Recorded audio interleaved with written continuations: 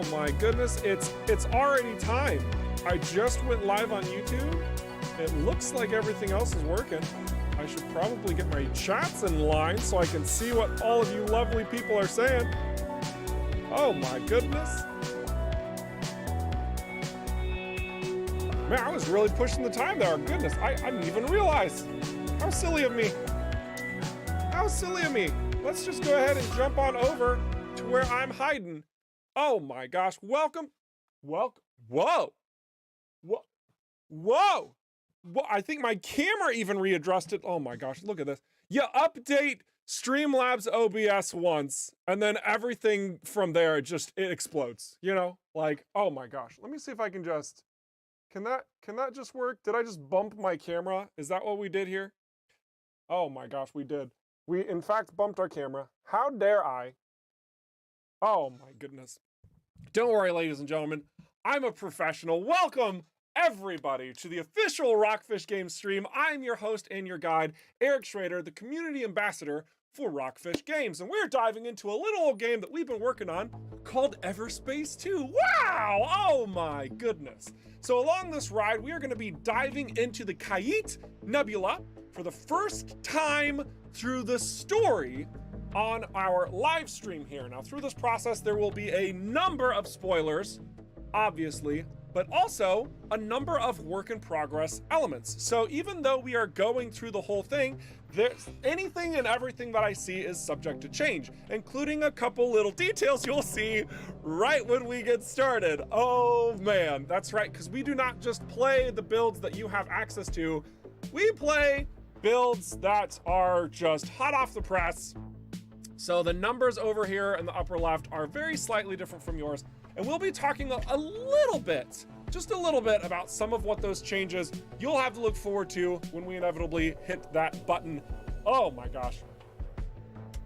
Long story short, just want you all know that the experimental feedback that we received through the course of the experimental branch was huge. It was game-changing stuff on the back end, okay? Like, we can only do so many runs through after we've tweaked and modified and touched on things. And we're like, oh yeah, that's totally in place. It works perfect. You tweak this one little thing. Oh yeah, that's exactly right. Except we didn't realize that little bitty tweak broke all of these other things. But you guys caught it. You guys were on top of it. You slammed us with criticism. You slammed us with feedback. And boy, you guys helped us push this update out in a much more pristine condition. So thank you to all of you who went ham on the forums. Oh goodness, it's great. It's great. We broke the things. That's right, you did. And there's still more things that are still broken, of course. Okay, it's early access. It's not going to be perfect right now. Anyone who's coming into that with that expectation, sorry, that's a pretty bad expectation to have. But I do think that, you know, from that though, if you want to be super critical and assume everything needs to be perfect and then talk about the things that aren't, that's good, you know? So it's a double-edged sword. All right, enough about me blabbing. I want to dive in here. We are, I think I adjusted my stream save ever so slightly so that we can start with the Vindicator. Oh my goodness. Oh my goodness. Whoa, oh, my door's not shut. I'm yelling so loudly. My children are probably like, Dad, what are you doing? Ah! There we go. Successful door shut is successful. Oh my gosh. Fusion hook is now perfect because, oh, hang on a second. No, we gotta adjust it. We gotta talk about that.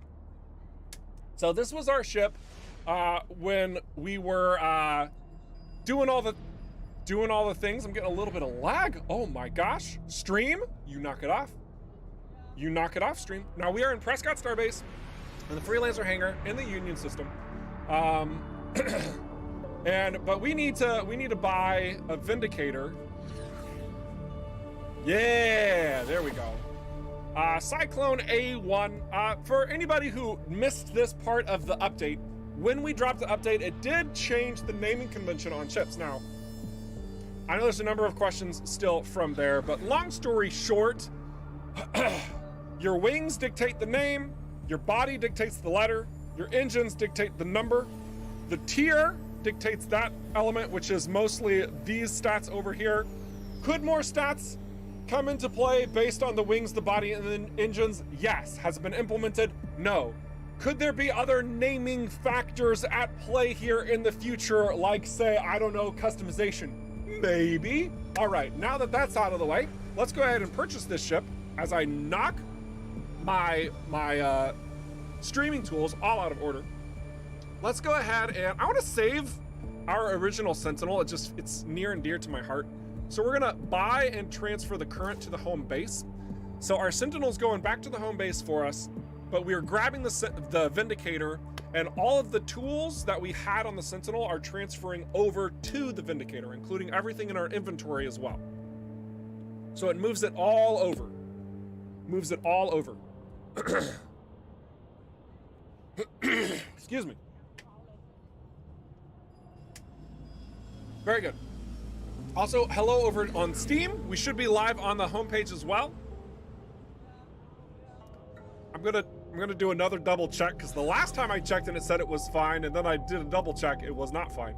Oh yeah, we're good. All right. Welcome everybody on Steam. Good, excellent, fantastic, amazing. So now we got our Vindicator. Colors are okay. We don't actually have a lot of colors on this, yeah, this is the one where we made this awful coloration. Oh gosh, don't even look at that. I do like this though. This looks good. I don't really want to spend a lot of time with customization, so I'm just gonna choose this one and we're gonna go. Hope you're okay with that. But yeah, all of our goods that we had on our Sentinel transferred over here. Oh.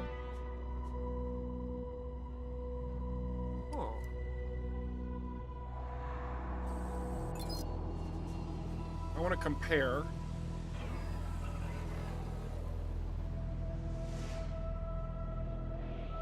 I think we're gonna go with our recharge booster, actually. You know, it's ironic because the recharge booster takes the longest recharge delay. Now, I want to point something out with that though, because I've seen other people like saying, if it's a recharge booster, why does it take so much charger to recharge? Like, isn't that counterintuitive to the naming conventions? One would think. But the thing is that while the other thrusters start recharging sooner, they recharge slower overall. So while the recharge booster takes a little bit longer to start recharging, when it does, it just goes whoop, and you're full, okay?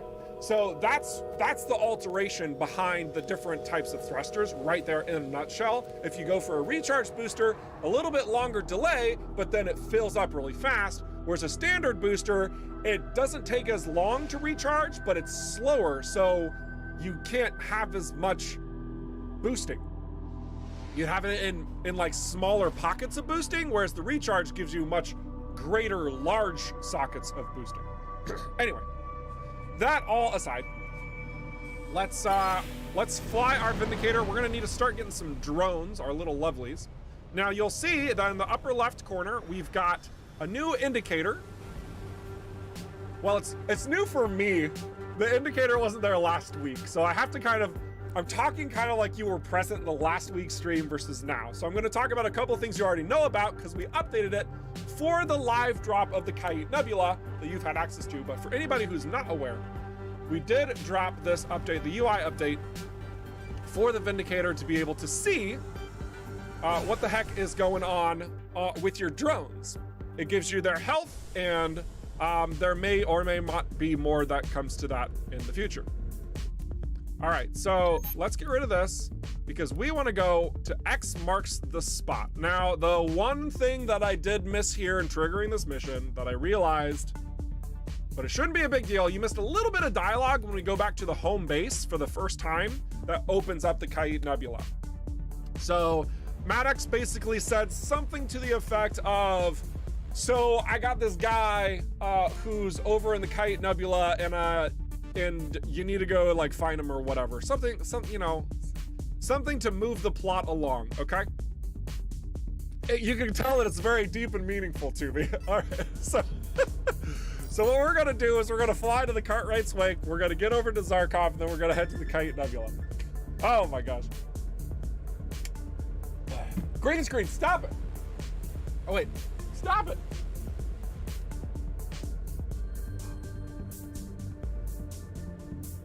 You bump a green screen once and it decides that everything sucks. Oh my gosh.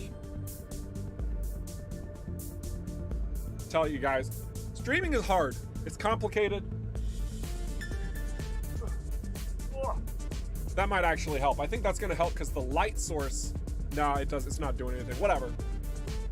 Guys, pay no attention to the man in the curtain. I was trying to make a Wizard of Oz reference there and it just doesn't work. All right. Really? Really? It's crazy. At least this music's awesome. All right.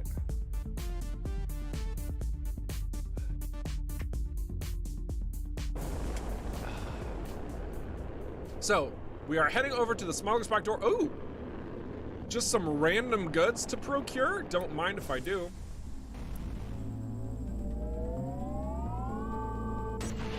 All right, we'll go ahead and take this out. Thank you very much. I was just delivered some hot tea from my wife, and I am pleased greatly. All right, so let's go ahead and take these guys out. Wonderful, wonderful. Ah, this is not a very effective way to do this. All right, let's do the executioner. Bad shot, that's fine. Now, we need to get drones up ASAP, because without drones, the Vindicator kind of sucks, because it is a Sumner style of ship. So what we're gonna be looking for here is to build up some drone boys to help us. This Outlaw Viper already killed our drone, are you serious? All right, that's fine. We'll take this drone. And what we're gonna be doing is we're gonna be scrounging around for some wreckage, much like we are finding right here. Now, wreckage can be found in a number of locations. Probably won't find too much around here, but we're gonna look anyway, because you'll find up near like where debris is at. Just randomly generates. Sometimes you can get lucky, sometimes you might not. You can actually see we got a couple of them flying with us now.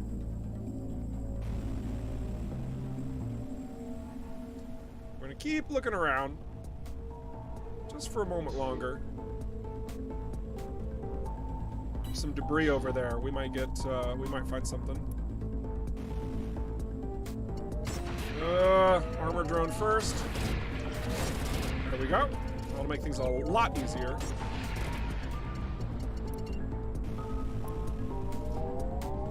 We are definitely gonna need some better weapons. This combination would be much better on a scout than a Vindicator.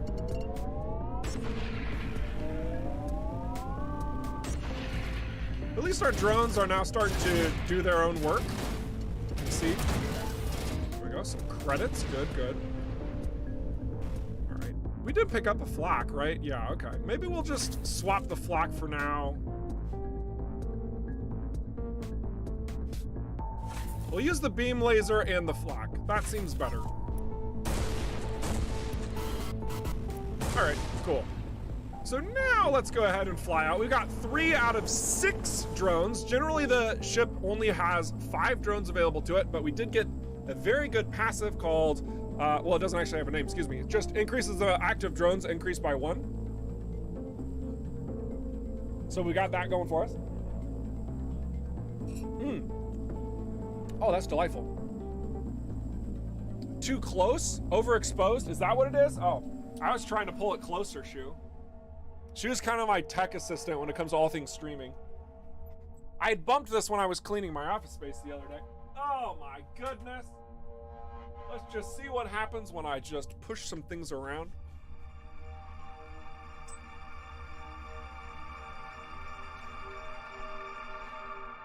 I still see it up there. I still see it wavering. We're not gonna worry about the green screen, guys, all right? Don't worry about it. Don't worry about it for now. It's something that I should have figured out before I push the go live button. And it's super annoying, but that's not the focal point of stream, don't let it bother you. Let's talk about the Vindicator, let's talk about Khaït Nebula. It'll be fine, it'll be fine. Now there's a gap, shoot.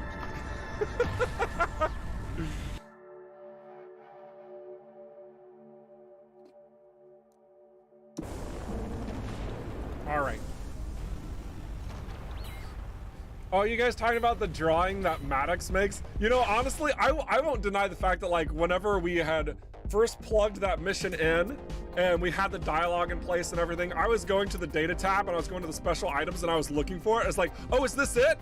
Is this it? I want it. Where's the picture? And I was hoping like you could click on it and it would like maximize. Oh man. You know, I'll straight up say right now, Michael, if we need somebody to create that art piece, I have a 6-year-old daughter who loves to draw, and it sounds like Maddox's capabilities are about equal to that. So I could commission her. I'm sure she'd work for like a lollipop. Just throwing that out there. Anyway, all right. I'll show you what I'm talking about regarding that whenever we get there. No worries. Coil gun. Okay, good. Oh!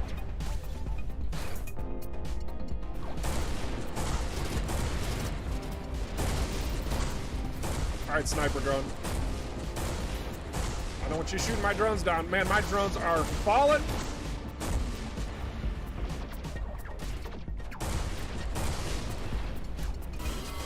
We might need to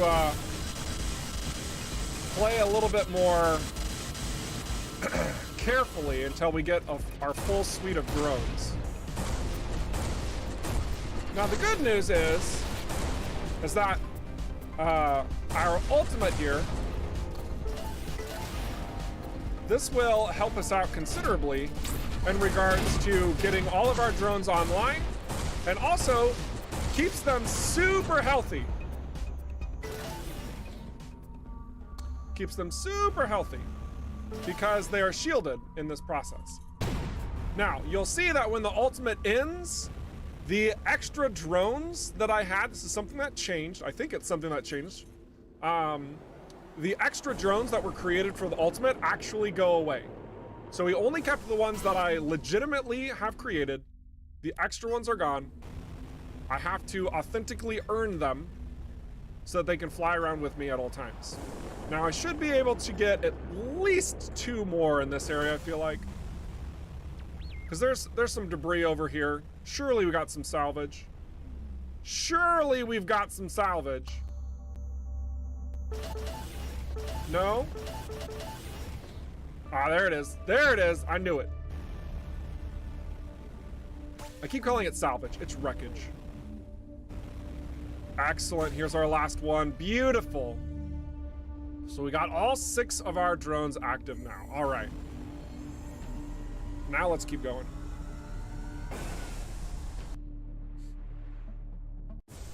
So yeah, that is a very light change that we did to the ultimate because we found out somewhat quickly that otherwise it's hard to get drones at all, and then you just hit your ultimate and then you have 6 and it's like a complete change, right? Just a complete change. It's like you go from I'm super weak to I'm incredibly powerful, and then when the ult is done, it's still like it's still on because your 6 drones stay with you. So we had to modify that to where it fills the gaps, but then it removes those gaps when it returns to normal. Now, for those who are super nitty-gritty about details like this, if you were to collect salvage during the course of your ultimate, and in a case like mine where I only had 3 drones active, I collect that, it would add it to 4. So then when the ultimate goes down, I would only lose 2 drones. We did account for that.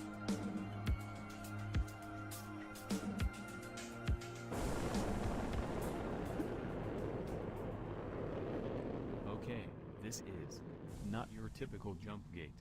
Also, quick point of reference here, text-to-speech is back. That is simply because we have not gone through and had all of the voice actors and actresses go through and do their lines. This is a process that can kind of go back and forth, but rest assured, it will be replaced inevitably. It's early access. You're going to have to deal with some work in progress things, and this is one of those things where it just is. We added the text-to-speech so you don't have to read text while there's a lot of frantic things going on.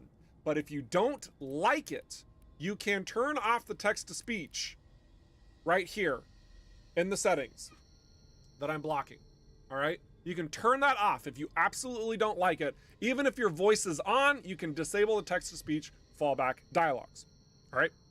Just so everybody is very well aware of that. I have it on for the sake of streaming. And I'm gonna try not to challenge the voice with my own. We'll see how far we get. My sensors indicate that this is the gate to the Khaït Nebula. Certain markings bear a resemblance to ancient architecture, however recently modified. And what can you tell me about Khaït Nebula? It is renowned for its inhospitable nature, due mainly to the dangerous flora which inhabit it. There are also many species of fauna unique to the area which have yet to be entirely categorized. You interfere with that invitation. Prepare to be met. What the? Hey, turn down the volume. Guys, what's up? Surrender your vessel and shed yourself with your material garb in order to pass through the portal of redemption and gain eternal wisdom. You gotta be kidding. You must submit to the judgment of the Redeemers, naked of your possessions. Is this for real? Religious fanatics? I thought they were phased down to the enlightenment. Prepare to be appraised by the Lord's years. Who are these guys? I have no data on any group named Redeemers. I'm not imagining things, am I, Hive? You did hear them demand that I pass through the gate without my ship. That seems to be what they were asking you to do. These guys are wacko. Hey, hold up. Who are you? Thank you for the intervention, but I must hurry to save my father. They have him. He went through only a short time ago. Wait, please. You are in no way equipped to take on those crazies. Why don't you tell me about your situation and what you know about these freaks? G and B have abandoned the Khaït Nebula and the Redeemers have taken complete control over it. It is said that they capture wardens and can commune with the ancients themselves.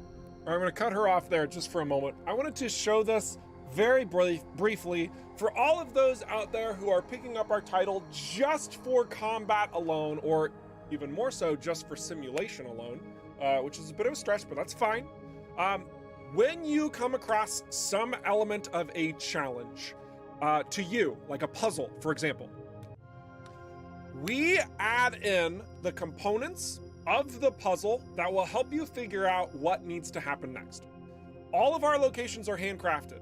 All of our assets are handcrafted. As such, we intentionally design these pieces to help you follow into what you need to do next.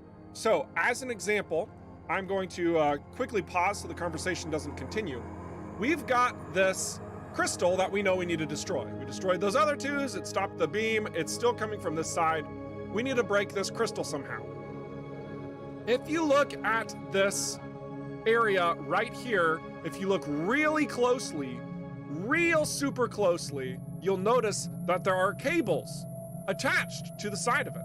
And if you follow these cables with your eyes, with your human eyes, unless you are not human, you'll see that it sends you where you need to go. This is done a lot in our game world. Very muchly. So, if you ever start getting stuck and you're trying to figure out what needs to happen next in regards to one of these puzzles, just use your eyes, look around, and you'll probably figure out what needs to happen next. They may have become possessed by them. The black eyes. Exactly. And soon, unless I act fast, they will turn my father into one of them. Why would your father have gone there in the first place? He was lured there with the promise of being.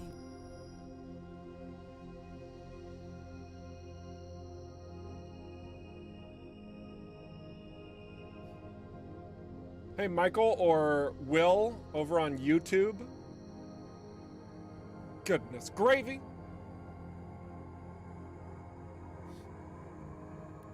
Able to study a warden up close. Other scientists went before him. Just hold on a moment while I think about this. I'll try to open the gate. Awesome.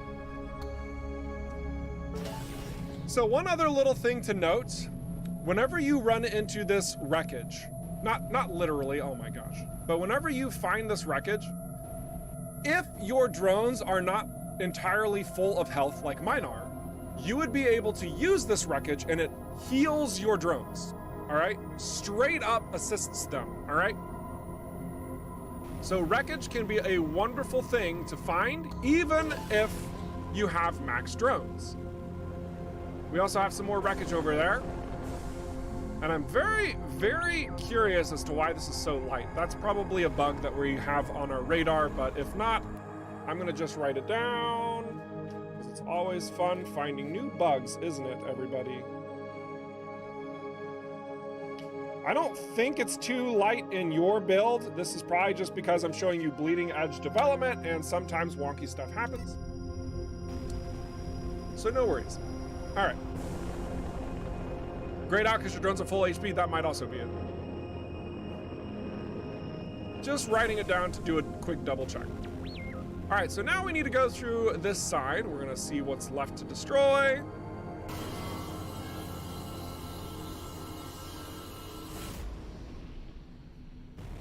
Cool. I need a better engine on this ship. That is for sure. Of course, the Vindicator doesn't exactly move in a similar fashion to the ships that I particularly enjoy. I like fast ships. I like the Striker. I like the light ships. That's kind of how I operate.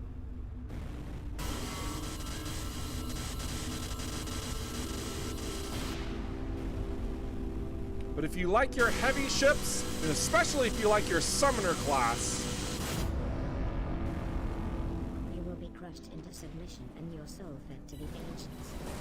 Alright, take it easy. Hey, you need to make yourself scarce while I deal with these guys. I'll try to keep out of the way. all right, there we go. Yep, you're right. Kazaa, you were totally right. Of course you were.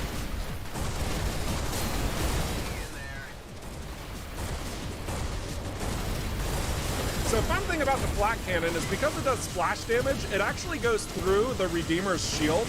It doesn't do a lot of damage, but it does a little bit.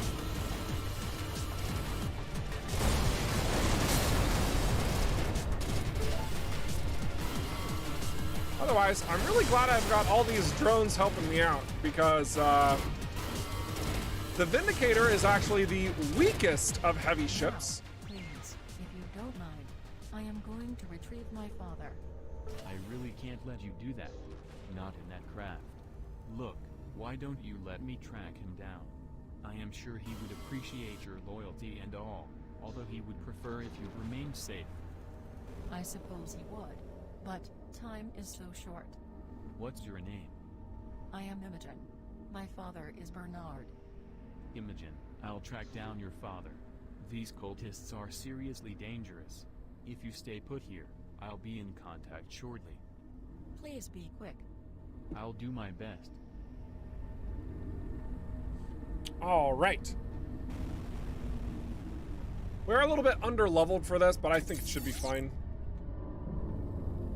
So let's go ahead and go into the Khaït Nebula, and the way that you are supposed to, instead of me cheating around like I have in previous streams.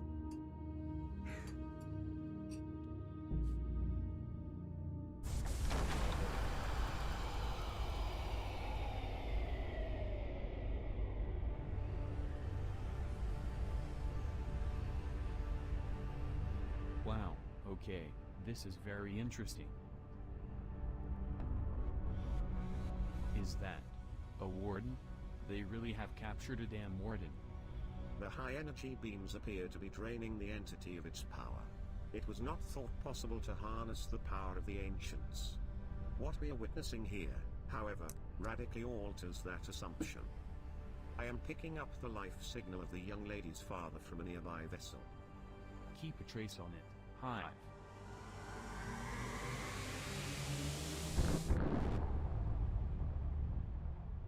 All right. Now, before this goes into more conversation, also keep in mind, there will be a couple of maybe gameplay issues you may witness during the course of these streams. Again, this is all very much work in progress. I hope that's the final time I have to say that disclaimer, but if you see something that's borked, it's, you know, just keep that in mind. Otherwise, Kazaa says, that's a big old mug. That's because I'm a big old man. So, yeah, I like my tea in a big old mug. I also see a question regarding the Xbox Microsoft update hitting soon. Going through all of that verification and approval processes can take a little bit of time, but we have confidence that update will hit on the Microsoft side before the end of this month. So thank you for your patience. And that's just part of the process. It's part of the process. All right.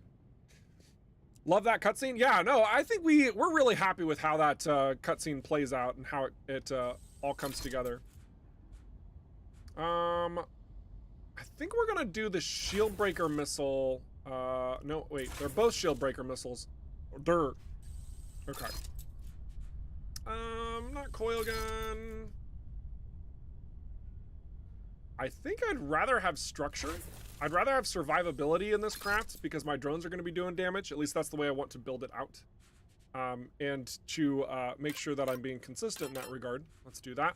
The expertise on the Vanguard increases your drone's damage and their whole hit points. The more you have, the stronger they are. Oh man, that Executioner is so good, but just not sure how I feel about it overall. We're gonna hang on to it, but all right. Your priority is your search for Eduardo. Eduardo. The suit of the young lady's father is entirely optional. One or the other will have to wait. One thing is clear, looking at the drawing, Eduardo ain't here.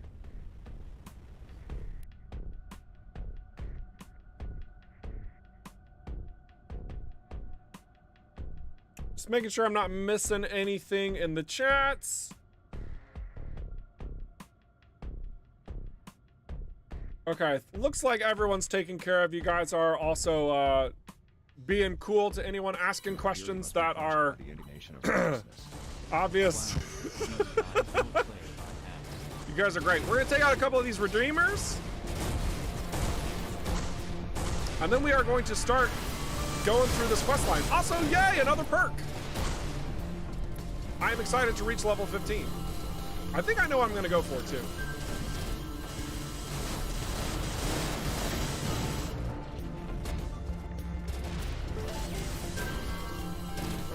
Health's not looking too hot on one of our drones. Don't think it should be too crazy bad though.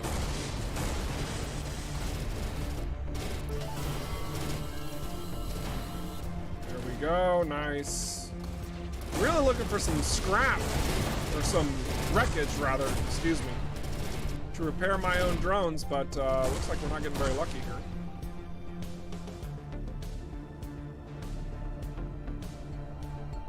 But we keep getting loot! That's never a problem. Alright, so we're gonna go ahead and grab some of this wreckage to heal our drones.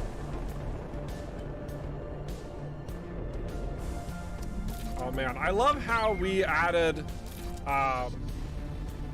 this flying formation thing. So, fun fact, whenever we were first experimenting with the Vanguard, when you did this, all your drones would just get left behind. And it was weird. So now we have them flying this really sick formation. I love this so much. It feels appropriate. It feels so good. And I think there was also a bug in how they aligned themselves. So some of you guys might actually have 4 on one side and 2 on another. Just little tweaks like this, fixing how it all aligns. Oh my gosh. Things to look forward to. All right, so now all this is taken care of. We're probably not gonna try and mess with the Warden or anything like that. Instead, we're going to effectively fly into the Khaït Nebula itself.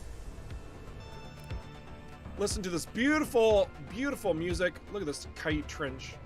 And we need to stop doing data fishing.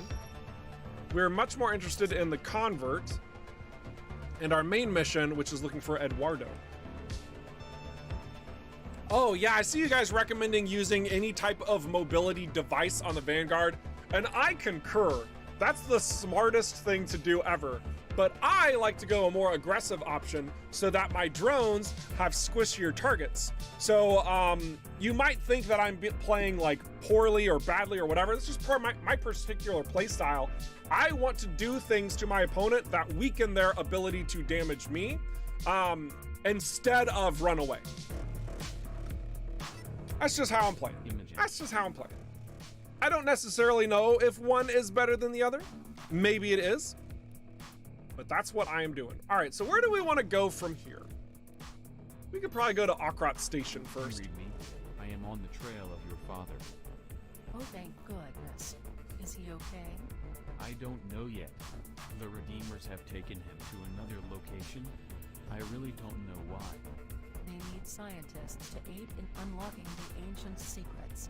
I have a suspicion they dispose of all others that come to this system. That's grim, but it would fit with their lunatic behavior.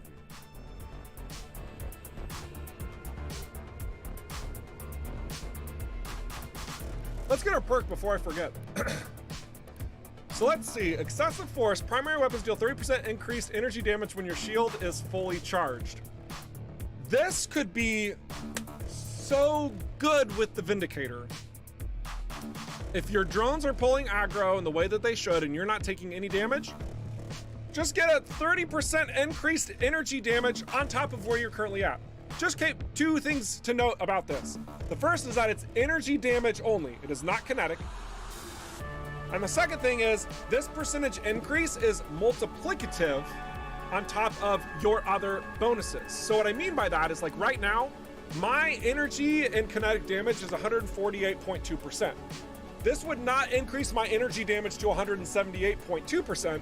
It would increase 148. It would take 30% of that, which is roughly 45%, and add on top of that. So this would actually change it to where I'm almost doing 200% damage energy-wise, instead of just a mere 30 added to that. It's multiplicative, all right? So hopefully that makes sense. This game does have HOTAS and HOSAS support, yes. Why does the map have a grid on that part? Just because it's the only spot that I'm in, and we are making modifications to the map, and it's probably being displayed a little bit too harshly. Don't worry about that too much.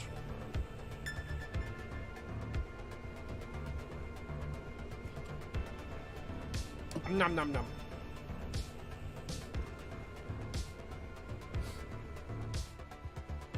Oh yeah, Bearded Frog, no worries. But even if you were critiquing me, that'd be fine. I don't mind being called out. You can look at my build and be like, oh my gosh, you're using that on a Vindicator? Why would you do that? My preference is blah, blah, blah. That's great. That's fine. I'm not gonna be mad at you for having an opinion. Are you kidding me? I've decided to stick it out in this place. Looks like the lights are on. This is marked as the O'Clock Trading Station. It is unexpected to find it still in use without G&B employees to service. Let's drop in and find out what's going on. All right, so we're gonna help out the freelancers over here just because we can. Also because I want to try and get some more wreckage to repair my drones. So it's a little bit selfish.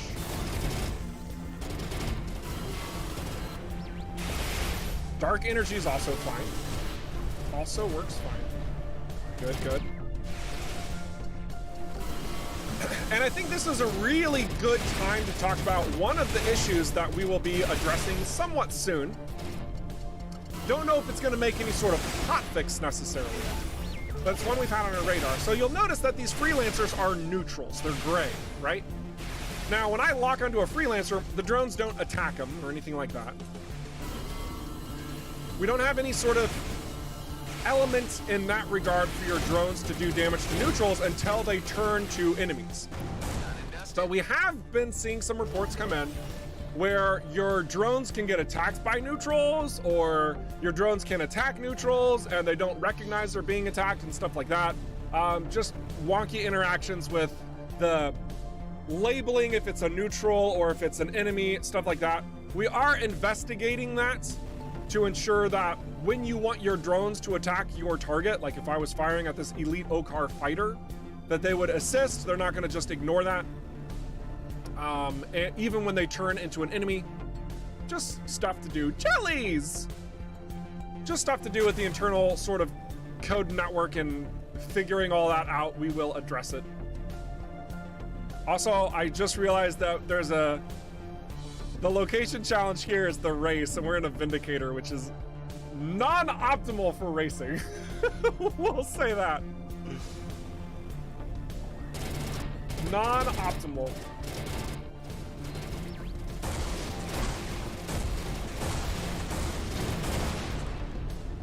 Gotta love those rare instances when an enemy gets stuck on a base, huh? Oh my goodness. All right, so speaking of base, we are gonna go ahead and land here. Just see what this guy's talking about. And maybe repair. Welcome, traveler. Nice to see another soul out here not gone black-eyed mad. Yeah. About those black eyes. Staring at ancient things too much. What keeps you out here? I like it. We keep to ourselves and those crazies know to leave us alone. So long as we don't interfere in each other's business, it's all good. Gotta look at the positive side of it too. At least they keep the outlaws and those bigger G and B rats out of the Nebula. Fair. Huh, so I guess they can be preferable to some. Anyway, it's a hard grind making the cut out here, so there's not too much time for chit-chatting. We can trade if you like, or you can be on your way. Wait, I'm trying to locate an asteroid in this system. All I have is this drawing to go by. Jeebus, I've seen monkeys draw better. That ain't much to go on at all. Although, that rock the stick figure is standing on is shaped a little like something you'd find out by the Kosh orbit. Well, that's at least some kind of lead. Thanks. And good luck with your grinding. See you around, maybe. It appears we have a lead, guys. All right, let's go ahead and look at this. So you'll notice that when we hit the repair on our ship, just want to show this really quickly. They seemed like nice enough folk. Your drones do not get I'll have repaired. to check back in on them sometime to make sure they're Okay. alright. Your constant consideration for your fellow man only ever leads to more favors and more tasks. Thanks, Hive. I just wanted to point that out because this is something that we are also aware of, something that will very likely change.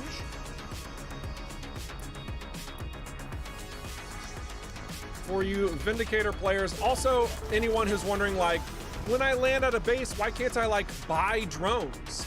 Also something that we have received your feedback on, and we are considering opportunities to do something like that. Possibly, no guarantees. We have the strong intention of having you guys go out and seek out the wreckages in order to establish your drones. It is built like that intentionally, but we'll see. We will see. Also, I love this nanoplating so much, we want to use it right now. So even though it's level 16, we're gonna use it. All right. Nice. Armor breaker missile. Actually, we're gonna use the armor breaker instead of the shield breaker. What else we have? Energy core, no thanks. Don't need the pulse laser. Nah, no mine launcher.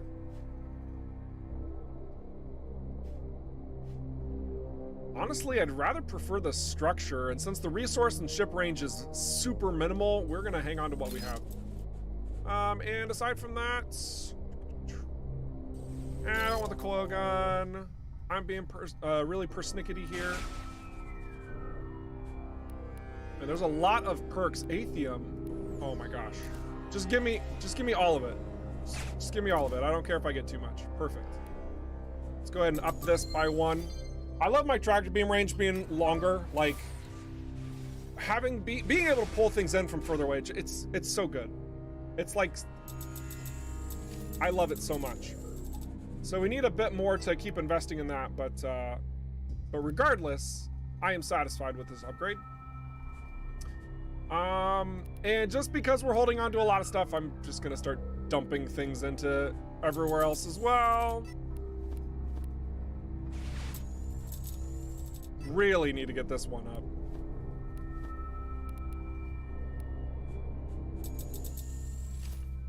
All right, that's what we'll do for now.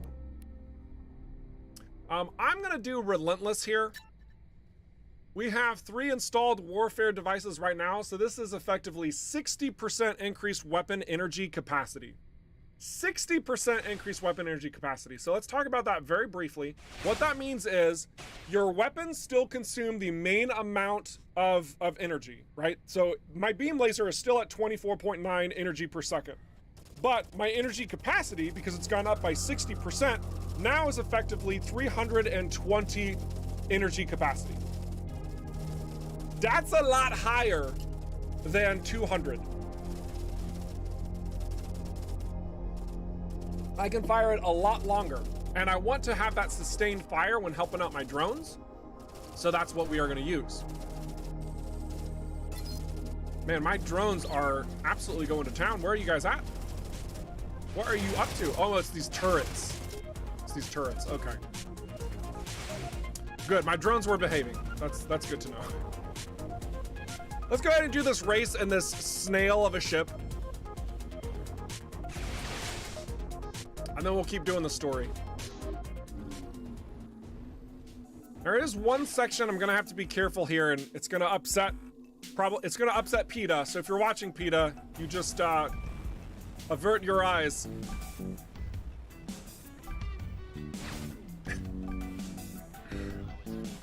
Oh my goodness.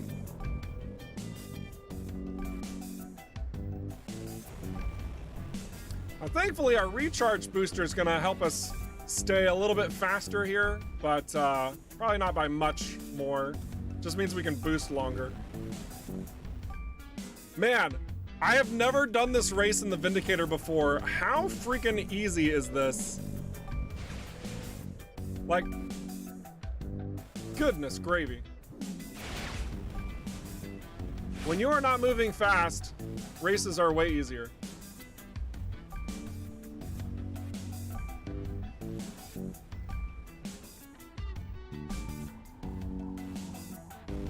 Beautiful, beautiful. Thank you everyone for tuning in to our Superman 64 stream.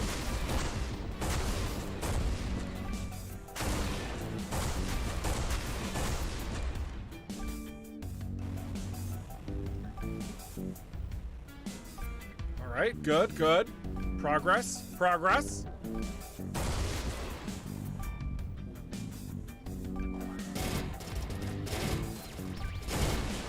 Somebody on the dev team just got super upset with me for saying that. Oh my goodness. Guys, we like to have fun too. I hope that you're okay with that. All right, there we go. Slowest time of all time, ladies and gentlemen. I think that now is a really good time to mention that we have not begun to tweak or balance races at all. So any of you wondering like, oh my gosh, there's like no, goodness, all the noises. There's like no reward for completing races. How can this be? Blah, blah, blah. Well, a couple things to point out just very briefly here.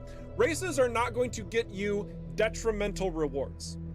What I mean by that is if you complete the races, it's going to give you a little of something. Much like if you go to a random location and just like mine stuff out, it's gonna give you stuff, but it's not necessarily going to give you crazy important stuff. It's not gonna say like, you have to go to all the locations and complete the races in under 5 seconds. Like we're not gonna do that.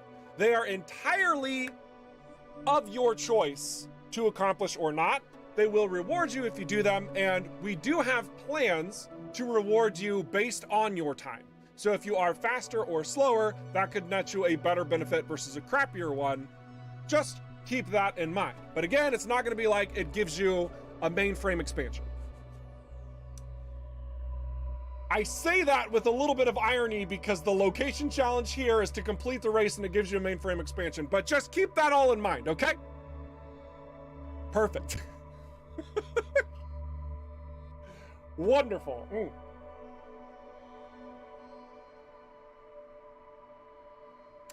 Tea has been consumed.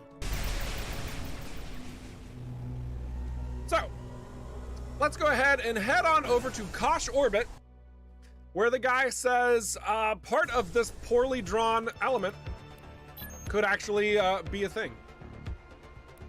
One second. Sorry.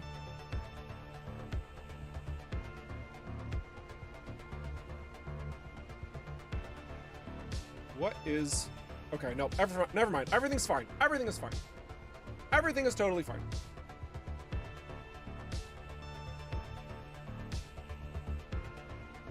I think. Yes. Cool. So we're gonna head over to this location. Kazaa says platin. Yes. Do you know what platin means?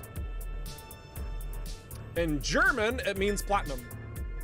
And I don't know if you guys know this, but the team is actually German. So it's just a placeholder right now, guys. Thanks for that, Kazaa, though. Thank you.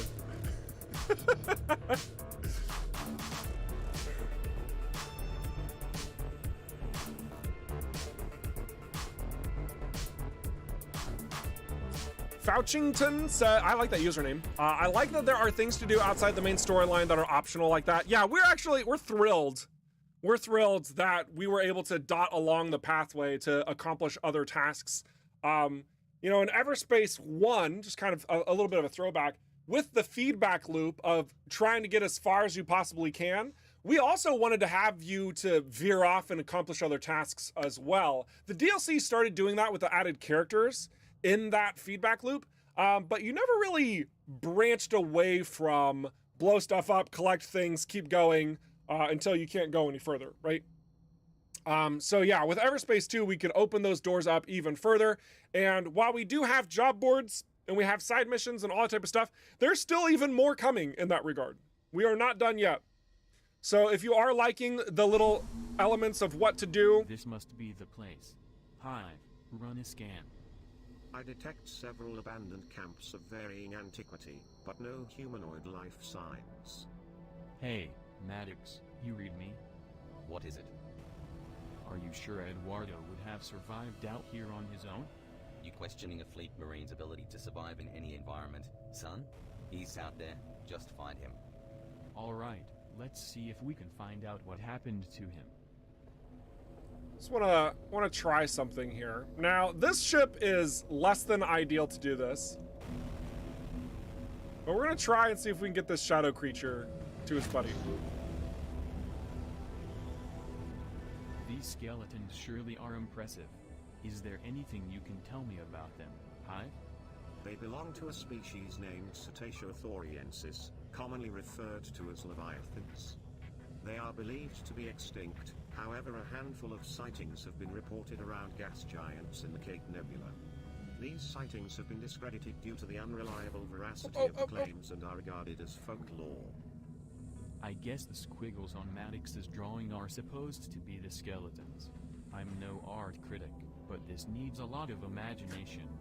I am detecting an encrypted signal from within the subspace ray. We're not gonna make it. It could Nope. be from the Didn't make person it. you are seeking, but Too you slow. must locate its transmission point to read it properly. Okay, subspace. And what do we need to do? Simply locate and approach the signal origin. Excellent.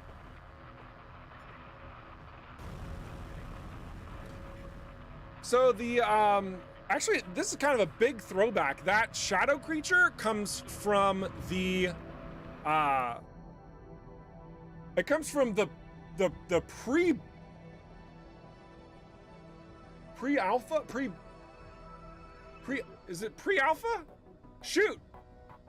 Before the game was even, like, fully conceptualized, that build, shadow creatures were in that build. Why am I blanking on the term used for it? I don't know. Prototype! Thank you, Michael, my boss, the CEO of ROCKFISH Games, for helping me understand a basic term that I should very easily know. The prototype. So shadow creatures, very much something to give you a challenge to utilize the game space in regards to where the light is shining. So anytime that you are in the shadow, the shadow creatures exist. They're happy, they're fine. But the longer you stay in the light, then they're like, I don't like this. Nope, this isn't for me. And then they GTFO. So in order to complete those shadow creatures, you have to find an optimal route. Now, obviously using the bodies of the bones, rather, of the Leviathans, because these are absolutely not the bodies of Leviathans. It's just their bones. Yep, it's only their bones. There's definitely not any bodies in this area at all, whatsoever. yeah, that's the optimal path because you stay in the shade as long as possible. So now we have to figure out where these sensors are bleeping.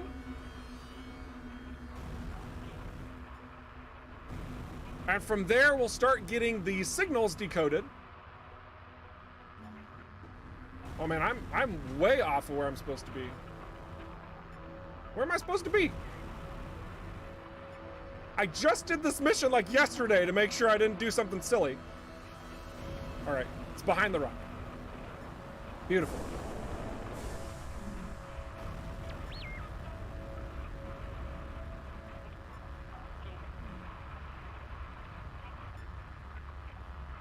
Wonderful, fantastic, amazing. All right, now we're getting close. And then once you get in range, you have to orient your ship in the right direction. I unlock the data package. And then he reads it to you. Contains only a single audio file. I will play it back to you. Gazing on the stars has opened my mind to a new serenity. I have become one with them. Without a purpose, we are all but meaningless flakes in time and space. Wow, okay. Well, if that is him, all those years sitting on this rock must have driven him yaya. There are no signs of dead or decaying life in this vicinity either. He must have departed. There appears to be another, similar signal nearby, although much weaker. Some of the local wildlife is causing electrical interference. Let's take care of that and get to the bottom of this mystery. So, our current mission is now to eradicate some jellyfish. So I would like to I'd like to talk about this for a second. I think it's an important discussion point for everybody because we do have souls here at Rockfish Games. I assure you, we do. And you guys noticed very quickly what was actually happening here. And I want to show a little bit of fandom, what you guys have done in the midst of our silly actions that we've made in regards to this very, very crazy thing. Oh goodness. Goodness gravy. My green screen.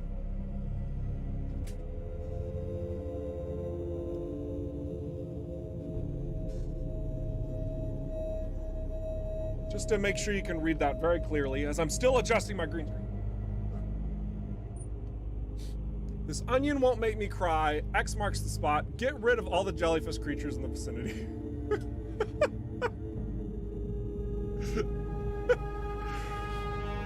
Very good, very good. Then we also have this one.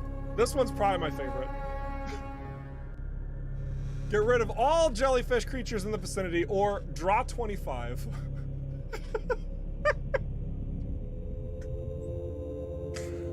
Oh man. You guys, your memes are on point. I appreciate you verily. Thank you for that.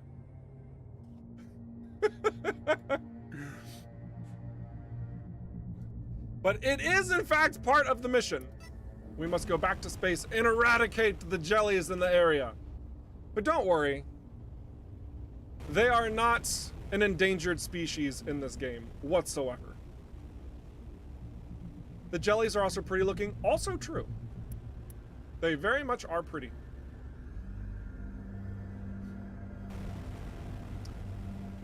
So we'll go ahead and blast all these guys.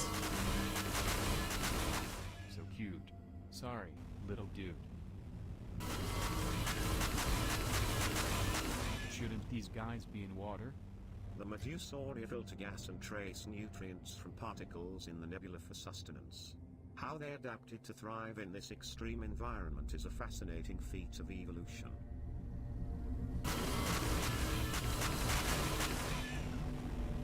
Wonderful. Almost done. Should be all of them. I am receiving a much stronger reading now.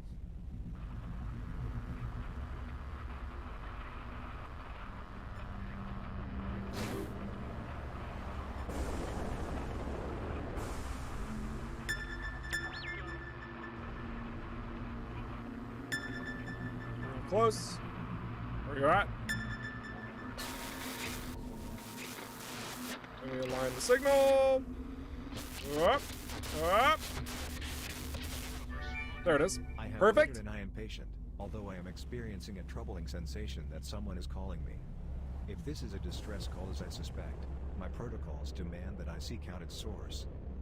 Dax, Maddox, I must search for this unusual voice. That's him, all right. Seems like he went star mad and took off wandering. There's still a chance he's around here somewhere. I have detected yet another signal. Let's follow the breadcrumbs. All right, so now we have one more to go. I think this is the one that's in the egg sack. Yeah.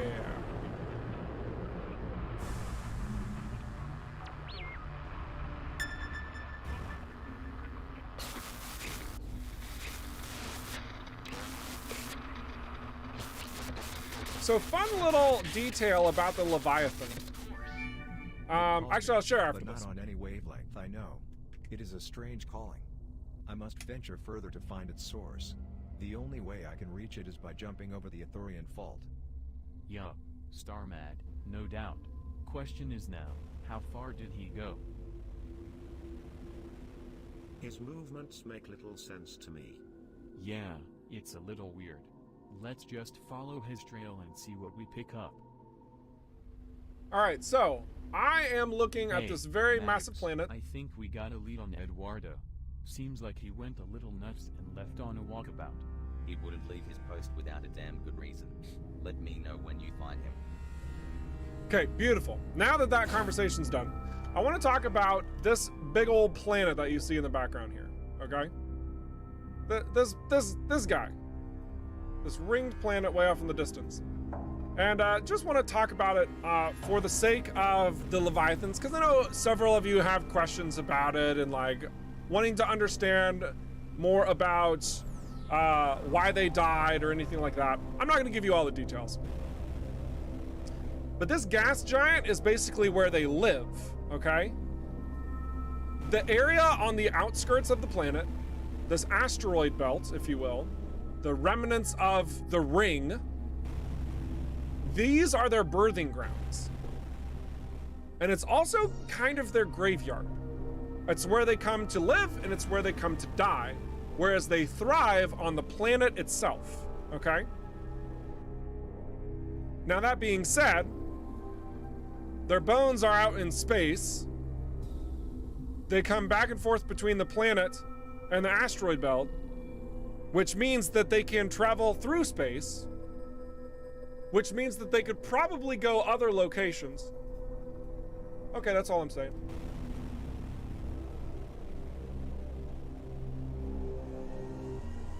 So that's just a little bit on the Leviathan in a nutshell. In fact, you'll have seen, I'm sure that you all saw, What is this subspace anyway? I'm sure that you all have seen the concept art that we've shared. If you haven't, let me just pull it up real briefly. Real briefly. Nothing crazy. I think I prepared this. Did I prepare this? I don't think I prepared this. Guys, I didn't prepare it. That was silly of me. But I used to have the concept art of the Leviathan itself in our early access phase. Yeah, I legitimately moved this, so my bad. But we have concept art. You can actually see it on our Kickstarter page, showing a live Leviathan in a gaseous location. That gaseous location is actually the planet Kosh. That is the planet Kosh, so you guys are aware. That's where the Leviathans have been noted to live, where they've been noted to thrive. And how Are we done with the Leviathan? Specific data can be written I didn't say that. to and read from subspace, working as a limitless, non-physical and timeless data storage that exists everywhere and any time in the universe. Sounds plausible. All right, so now that we've kind of gotten the way that we need to go from here, we've got more information about Eduardo's location. Now we get to go to the Ithorian Fault. Now this is a location that I have teased several times, but this time we are actually going in. Wow, you gonna just tease us like that? Baked face? Yes, it is literally my job.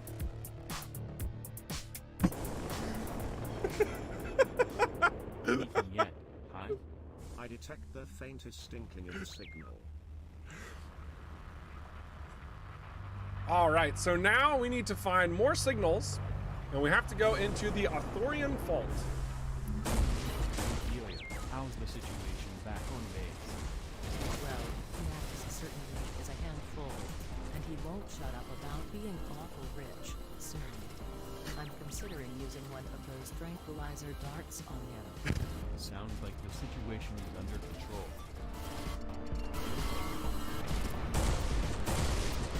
Oh, drone buddy, don't go down. Oh, he killed one of my drones. So the thing about Redeemers is that their weaponry is kind of good against drones because they do damage nearby their shots in addition to what shots they land. This especially is shown whenever you fight the their big frigates that we renamed, and I'm forgetting the renaming conventions of our frigate. It used to be Overlord. Goodness gravy. But whenever they fire, it's area of effect attack, and so if your drones aren't in the right spot, they can actually get dropped rather easily. So you have to be a little thoughtful at least. Crusader, thank you. I knew somebody would have my back. You always do. Oh look, there's a Crusader, or no, Inquisitor. Inquisitor, it was a Crusader. Inquisitor. The Sage got changed to Inquisitor. To Crusader. The Sage got changed to Crusader, then the Overlord got changed to Inquisitor. Yes. So let's go ahead and fight one of these, and I'll show you the area of effect attack just one more time, especially for those who haven't quite seen it yet. These can do a lot of damage to your drones if you're not careful. Now, I have a particular passive. It's actually, I think it might be my favorite passive on the Vindicator. Some people would challenge that with your drone's auto healing. But this one makes it to where your drones can't take damage during their ultimate. So all of my drones were surviving quite well through the course of that, and none of them actually died. After the ultimate ended, you could see the splash damage taking some pretty strong effect against them, but I didn't lose any due to the healing of the ultimate in conjunction with their invincibility. So I'm happy with the results of that, but it does mean that I have to go find more wreckage in order to help them live. All right, so I think the first bit we're gonna go into is gonna be over on this side. And we're gonna see a new creature for the first time on stream.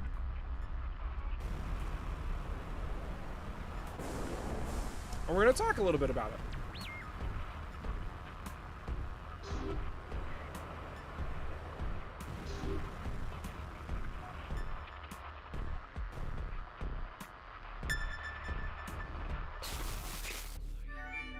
Traversing the expanse is proving difficult by bouncing between asteroids alone. I have eliminated the local flora and fauna as the source of the call, and now must fashion a means to move myself closer to the source. Okay, so he seems determined to find something. Excellent. Another signal. Good. I was starting to worry we had lost the trail. Yeah, okay. You guys know that the conversations are also technically placeholders, so just know that some of these lines are going to change even. All right. This one yet? Oh wait, no. The one over here. There should also be some new stuff in the course of this stream that you guys don't have access to yet, I believe. Oh, look at that. Look at that. Hang on a second. What is this? That's glowing red because I'm nuking it to smithereens with my drones. If you notice this thing, this is a tongue and it's latched onto my drone. So it's trying to pull the drone in towards it. What is that thing? This is an Aethorian worm. They're rather nasty, especially when you're flying by yourself. And anytime that you have that tongue latched onto you, it will deal damage to you. The call is becoming clearer. I am on the right track. Its algorithms are a thing of beauty. I must find its source and unlock its true meaning. Damn, what was he picking up that we aren't? I sure hope he didn't walk himself into a trap. What if it was one of these megaphone alluring prey? Impossible to conjecture until we reach the end of this path. More worms. Another signal. I am sensing, hi, that you are as fascinated by this mystery as I am. My curiosity nodes are indeed tickled.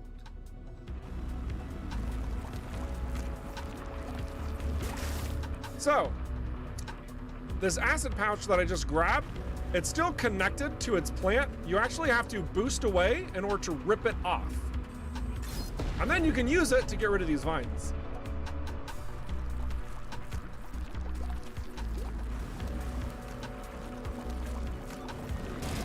Ah, yes. Oh, good. He didn't latch onto us. That could have been dangerous. Now, those worms can also be a little bit tricky if you get too close to them, because they do have a melee ranged attack as well. So if you see this, I don't think this is in the live version. If it is, well, silly me. But you can collect biomass from these little storage containers inside of this location as well. Are there any plans for more weapons? Yes. What was that black space foggy creature floating in the Leviathan skeleton? Oh yeah, it's a shadow creature. You have to take it to another shadow creature in the shadows. I just started watching now, and I'm speaking from the past, but glad you're thinking about possibly maybe adding stats to the wings and engines. Yeah, absolutely, Pramos. Absolutely. Absolutely. And I know that's pretty funny. All right. Also, something to note about the biomass. Let's read this. Organic material native to the Beltigrades, used as a fuel by a more primitive species. Surprisingly fragrant. Excellent. Oh, hello. Can the worm kill you? And if yes, how quickly? It can kill you. In the Vindicator, it has a lot more trouble because it's trying to eat all your drones. But if you get into close range, it can kill you decently quickly. Not like super fast. It's not gonna like just one shot eat you. But it can absolutely cause some pain and destruction. Let's grab another one of these spores. And a shipwreck, energy core, some credits, nice. Another spore, more hydras. Not really a big deal. There was a shipwreck inside of the hydra. Don't really care too much about our weapon energy power, so we're not gonna worry about that. Instead, we're gonna fly out here. Let's take out some redeemers.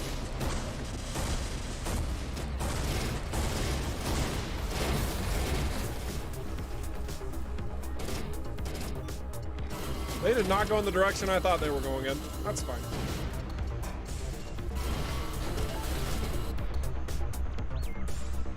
Cool.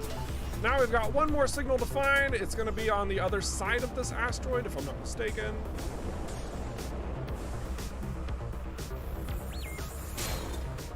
Oh, ouch.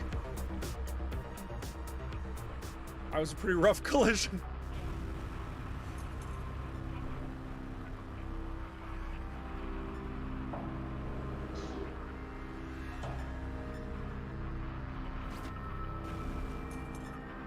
Go. Whenever you turn your inertia dampeners off, folks, be careful, because it can really hurt. A natural anathema. Oh, look, he's latched onto us.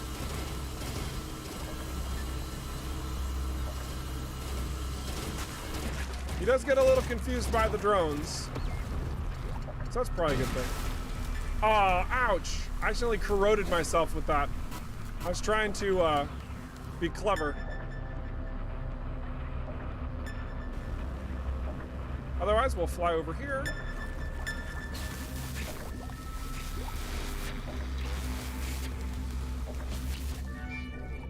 so close. Beautiful. It is only a short leap to the source. It is a calculated risk, although I believe my trajectory can bring me closer by way of Shabar Tower, if my velocity remains consistent and the gravitational pull taken into account.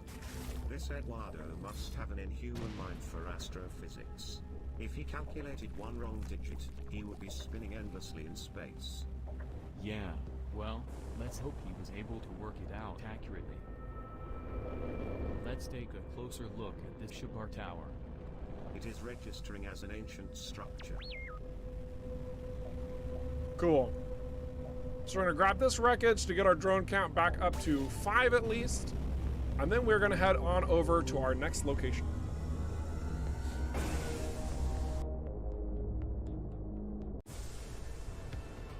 In what situation would you want your inertia dampeners off? Well, you can be cheeky in using your inertia dampeners to, I don't even know why I need to highlight that. It's yellow. You can be cheeky, so like if you go into cruise mode, what I like to do is turn off the inertia dampeners, and then when you leave cruise mode, you still keep going at the speed of cruise mode, but it doesn't affect your engines at all. I also like inertia dampeners being off a lot more in the smaller vessels because you have more control to stop them and then gain control of your vessel faster. Where in the heavies, they can sometimes struggle when you turn the inertia dampeners off.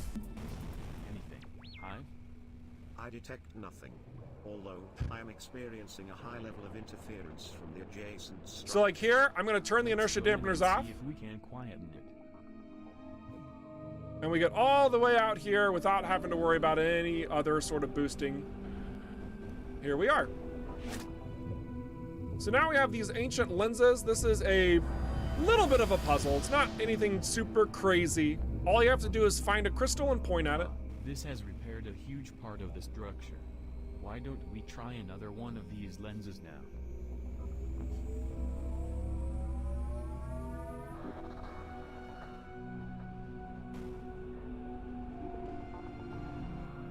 Maddox, I still haven't found Eduardo, but I'm certain I'm getting closer. You better pick up some speed, boy. You have no idea how time sensitive this whole thing is. I told your crewmates a little about the deal. Seems like their interest is piqued. Okay, I was not expecting that. Yeah, well, I got to keep the peace here somehow. I reckon there's more than enough to go around. Can't be too greedy at my age. Not too much time left to spend it all. Well, I appreciate you being that way, Maddox. I've been waiting a hell of a long time myself to get out of this damn hellhole of a DMZ. Payday is coming. Just get Eduardo and we're nearly all there. Excellent. All right, I can't remember what the next step is. I think there's one more. Yes. So I think now is a really good time to mention that I'm actually a big fan of these jellyfish.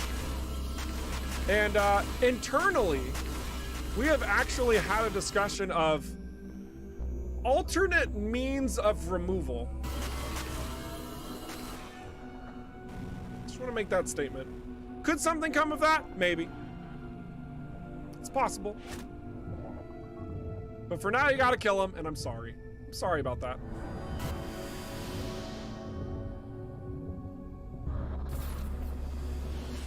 It's opening up.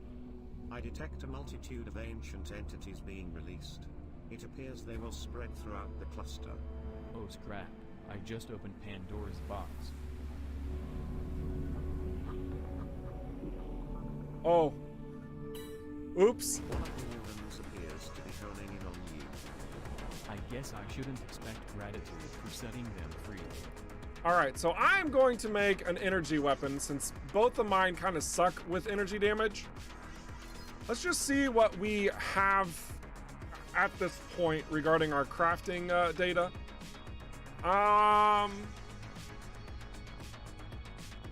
Yeah, okay. I can make a rare pulse laser. It's not ideal, but 248 damage is going to be a lot better than 115 or 48. Cool.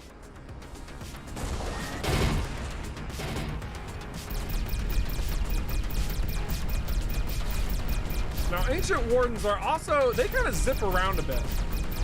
And Vanguard's maneuvering is, you know, I mean, if you're watching the stream, you can tell. It's not as desirable as the other ships, I would say.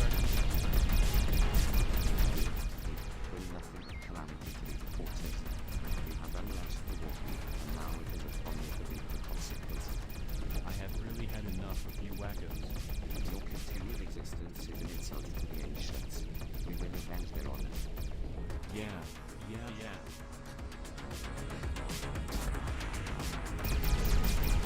Alright, almost half this ancient taken care of, and then we're gonna go deal with the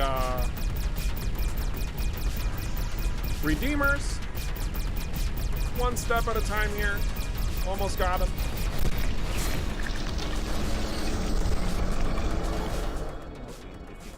Alright. These Redeemers need to understand that the Wardens are not divine beings, but aberrations. So now we have got to be really careful because our health is not looking too pretty.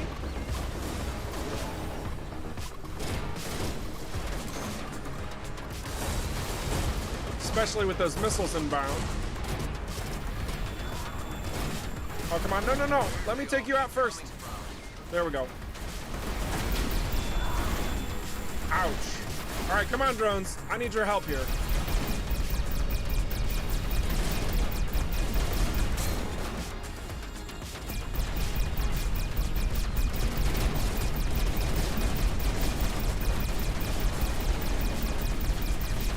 There we go.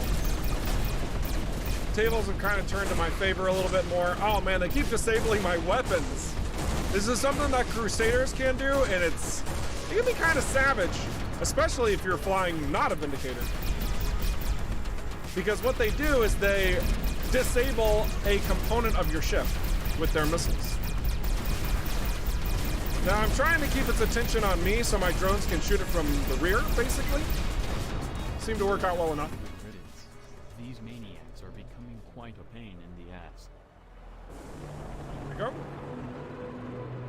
Now we could probably do more at this location, but we're gonna leave it well enough alone. We will repair our drones back up. My goodness, I missed all this scrap over here. Are you planning to implement the Warden TP sound effects from Everspace 1 at some point? I really liked it. Most of the sound effects that we're utilizing in Everspace 2 are built from the ground up. Just kind of, I think in some cases we use a similar sound, but I don't actually know if we've pulled over any sound directly from Everspace 1 into Everspace 2. And if we have, I think it's been adjusted, tweaked, or modified in some regard or fashion.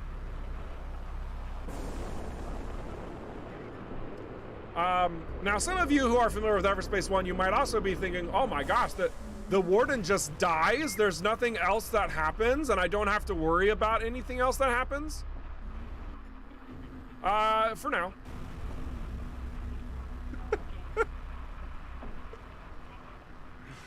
Oh my goodness. You guys are fun.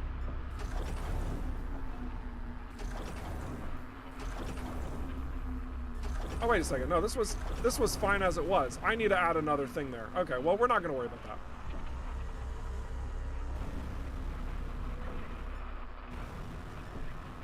Let's get to the source of the signal.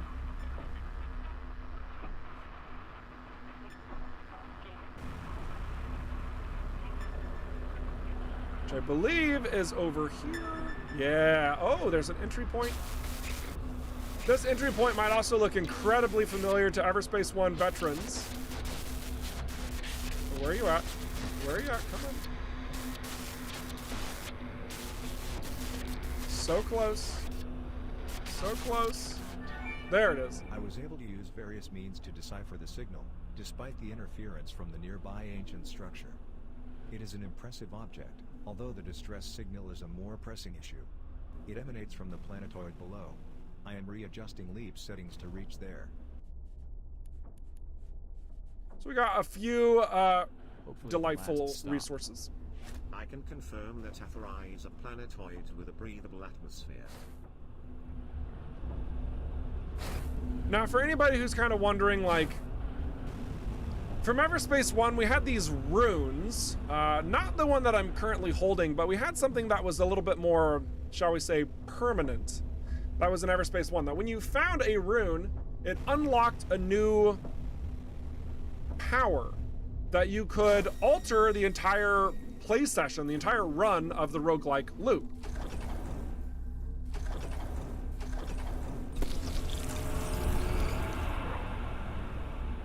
I'm just pointing that out. I have nothing else to say.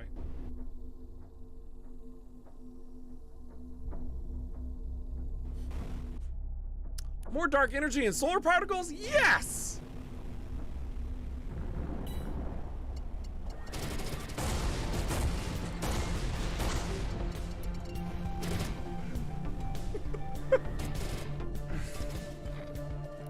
Oh, here's a good question from Nebula. At which stage of early access will the German language or text be implemented? My friend,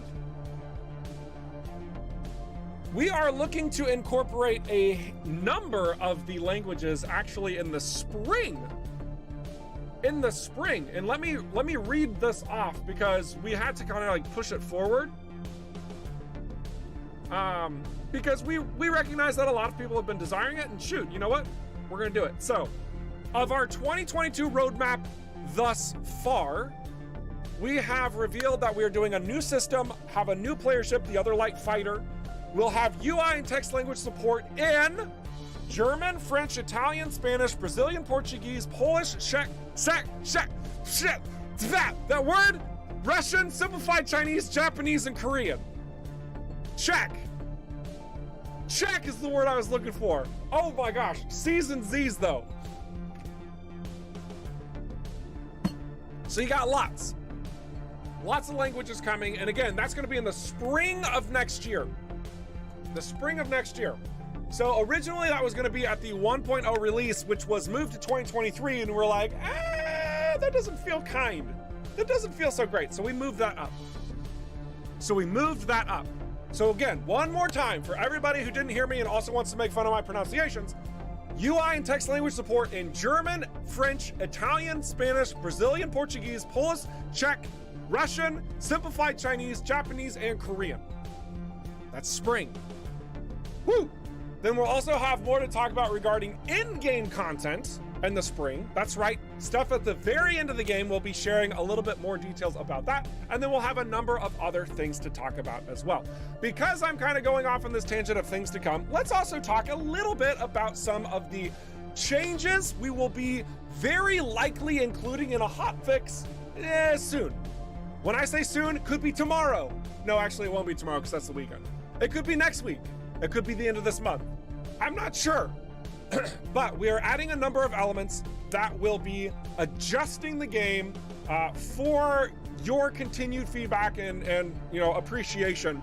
Now that the experimental branch is launched, just a couple things that we've been looking into regarding like some of the streaming strain on the GPU memory, for example, just tweaks of optimization. We're going to be going into some of that a bit. We're also I'm actually not going to tell you about one of the new features we're adding. But you'll see some new stuff. Bug fixes wise, we're fixing the invasion mechanic. Invasion mechanic? What? So you know how we just released a bunch of ancients? They're going to be running into us a lot more frequently. But we are going to be tweaking some of that with some bug fixes, as well as fixing the fast forward button whenever you're in super light, if you've completed the challenge of that sector. Also fixing even more of those locations that are showing wonky percentage completions. So like if you have 9 out of 8 secrets, for example, it's not supposed to show that. Some of this might be related to old saves carrying over needless data, but regardless, we should be cleaning all of that out rather completely in this time around. Then we're also looking at, I'm just gonna kind of nail a couple of these. Kunai mode, targeting invalid and out of range enemies. Sorry, Kazaa. Thermogun projectiles reinitializing incorrectly, resulting in stretched trails, which was noticed by several individuals. Location names on the map not being visible after changing map modes. Whoops. Just like little things like that, as well as like preemptively attacking Bloodstar units. The Vindicator drones would as well as just lots of little tweaks. Also, the audio concurrency issues that you guys have been experiencing. I know that there's like a couple of videos floating around out there, and how when you are trying to fire your weapon just because you enjoy firing your weapon and wanting to hear the beautiful sounds of you annihilating your foes, the sounds were hiccuping. The sounds were really not working out so great. We're fixing that, so it should be far more consistent across the board. And there's a number of other little bugs and tweaks, several of which we haven't quite gotten to yet, but we'll talk more about that the closer we get. And again, I want to be super transparent and clear about this, guys. While I did call it a hotfix, you know, and we want to push it out the door as soon as possible, this still is a process, right? We still want to make sure that we're enveloping all of these important elements that are impacting your immersion. It's impacting the mission design. A lot of that is what we're trying to hit and address. There's still a little bit more. There's still more in regards to that. So it could be a week from now. It could be a month from now, like the end of this month, okay? I don't have a specific timetable because that's hard to pin down. Just know that we are working on that and we'll push it out the door. Also, for all our Game Pass players, whenever we do push that hotfix, it also has to go through all those approvals and the whole wraparound process, and through that could also take an additional couple of weeks and or an added month for when we push that button. It's just how things go from going from PC to consoles and other service providers, blah blah blah.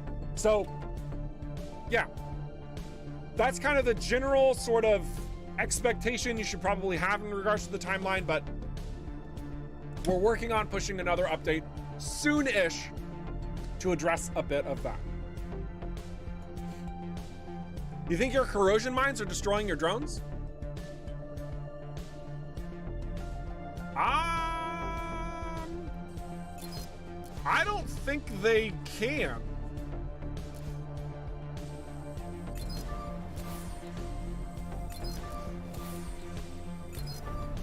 But here right now, I want to test. So we're gonna test this and see if we can destroy our own drones. But we should have, I think, all elements, including area of effect elements, from the player shouldn't affect allied units. So like if you use a corrosion mine and it explodes, it does not give yourself corrosion. I probably wasn't quite close enough there, but let's see what happens if we kind of go ham here. Yeah, that damage is not touching our drones. So I'm pretty sure that's not what's happening. There might be another factor in place there. Here, we're gonna do it again just for kicks and giggles. See if any of our drones start taking damage. Nah, their health is completely fine. They're not taking any damage over time effects, so I'm pretty sure that's not an issue.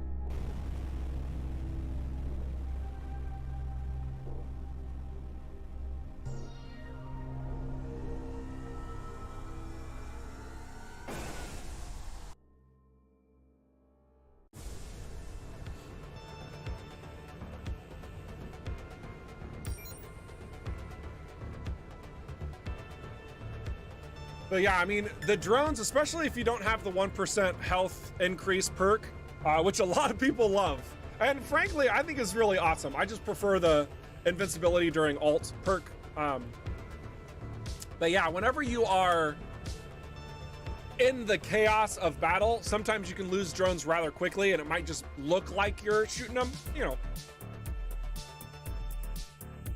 So no worries. I'm glad we were able to check. I'm glad I had enough resources to craft it. I detect a humanoid life form on the planetoid below. Great. Finally. Maddox, we reckon we tracked down Eduardo. Now that is good news. Took ya long enough. The freighter is almost done, but I'll take the maintenance ship and come to you. You sit tight. Alright, so, cutscene time. Adam and Maddox explore the planetoid surface in search of the missing colleague, Eduardo. They spot an unexpected presence whose origin cannot be determined. The strange alien lets out a call which summons a vicious bird-like creature to attack the two men. The men are nearly overcome when they are saved by a bolt from the sky which causes the terror bird to flee. They were helped by another mysterious figure who is revealed to be the colleague they were looking for. Adam is surprised to find that the colleague is, in fact, an android. Eduardo introduces the alien who called the bird. She belongs to a species not previously encountered by the men. There is a simmering distrust between the man and the alien, Kala, as Eduardo explains how he found her distress call and they became close friends. Maddox updates Eduardo on Dax's death and explains that they need to move ahead with their plans. But Eduardo needs time to process the situation. Later, at the site of Kala's wrecked shuttle, Eduardo explains how he jumped between the asteroids to arrive at Kala's location. Maddox tells Eduardo that Kala cannot come with them on their mission, at which she becomes angry and threatens Maddox. Adam prevents the standoff from escalating and insists that she not be abandoned. Kala says that she only wants to return home, and Adam promises her that they will help her. Kala, however, remains distrustful.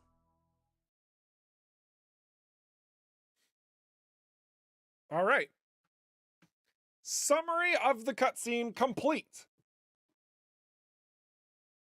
Obviously, work in progress. Okay, we are heading back to base. Awesome. Wait. My ship, it is near, but fly no more. I need things. Things can help you and help me find way home. Okay, Kala. The least we can do is check it out before we head back. Oh, hey, what? More freaking delays? No way, we are going right back to the freighter. I'm afraid I must insist, Maddox. This is where I need to ask something of you in return for my patience. Geez, all those years of solitude really gave you an attitude. Fair enough. Let's get the blue lady her things, but let's not take too long about it. Maddox, you never fail to surprise me. You actually left Eduardo here on an asteroid all by himself all those years. What's the matter with that? I wanted to bury him, but Dax wouldn't let me. Would have prevented him flying off, at least. In the end, we just left him sitting on a rock happily looking at the starscape. After my internal gaming protocols exhausted their entertainment value, I observed many strange sights and distant supernovae in the eternal skies. Good for you, buddy. Excellent. So I see Beard Frog pointed out her grammar is terrible. Yes. While I know that you guys don't get to see all the dialogue yet, and I, have been going through that to make sure that it seems viable in discussions and whatnot, I will say that 100%, yeah, her grammar is awful. It's intentional. She doesn't actually speak the native English, if you will, of this territory, and so Eduardo has actually been teaching her the language. You'll kind of see that more in as the game gets revealed, and it's, especially when the voice acting shows up full-fledged. She piecemeals it all together. Is it text-to-speech? Absolutely, right now, but that will be replaced with full voice support for English and German in the future. So I see another question here. I'm going to answer it very quickly. Nebula says, are you satisfied with the course of early access in the game with the number of active players and their feedback? I mean, yeah, for sure. We've received a tremendous amount of support through the Kickstarter, which helped us push so many more elements together. The feedback has been immense. We've had some incredibly dedicated individual to the cause to iron out a lot of kinks and bugs, and some really remarkable suggestions straight out of the community too, which has just helped us facilitate a higher quality product, right? It's been very, very good. And yeah, so one could look forward to further EVERSPACE parts in the distant future with possibility multiplayer support. I might have to stop you there. I am very sorry, but we are not planning on doing multiplayer support. If that's what you are looking for, you're not gonna get it here. We are a single player focused video game, and that is not gonna change. So just making sure that you are aware of that. It is very intentionally a single player, story driven campaign experience, and then beyond that, you'll be able to branch out and kind of do your own thing, but it's all very single player. But yeah, no, it's all good. I just want to make sure that that's super duper clear. If you read somewhere that like the developers are open to that, and we're not, we're making it single player very intentionally. So just cut to the chase. Cut into the chase. All right. And then everybody's talking about Avatar. You guys, goodness gravy. Goodness gravy. She's not like super lengthy and tall like in the Avatar, whatever. All right. No matter what, you guys are gonna be like, oh yeah, she looks like that creature. She looks like this other one from this other sci-fi universe, or this, that, you know, whatever. Goodness gravy. It's like, we can't exactly choose a skin color that hasn't been chosen, or ear forms that haven't been chosen. Like, goodness gravy. We have a vision, we're sticking to it. Just so happens she looks like other alien creatures. Our characters are human. Gasp! Humans that are used in so many other movies and books and video games. How dare we use humans? It's just a thing, guys. It's just a thing. Don't worry too much. Don't think about it too much. All right. We're happy with her model. We're happy with how she came out. All right. Let's see. What else can we drop into our perks? Can we complete this? Neutron membrane! That makes me happy. That makes me very, very happy. But we don't have any more. All right. Well, this will be fine enough. All right, we've got about 20 minutes left in the stream. We will continue to play. But I also wanted to give you guys some pretty cool concept art that is important to talk about. Let me find this. For one particular reason. So you've seen the Vindicator's concept art. But have you seen the drone's concept art?